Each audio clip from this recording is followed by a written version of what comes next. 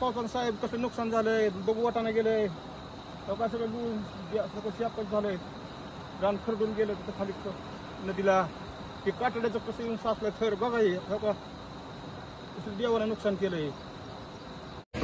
संपूर्ण भारत देशामध्ये 79वा स्वातंत्र्य दिन साजरा करत असताना संजीतपूर जिल्हा धाराशिव या गावी स्वातंत्र्य दिन साजरा करण्यासाठी शिक्षकांना येता येत नाही, विद्यार्थ्यांना शाळेपर्यंत जाता येत नाही.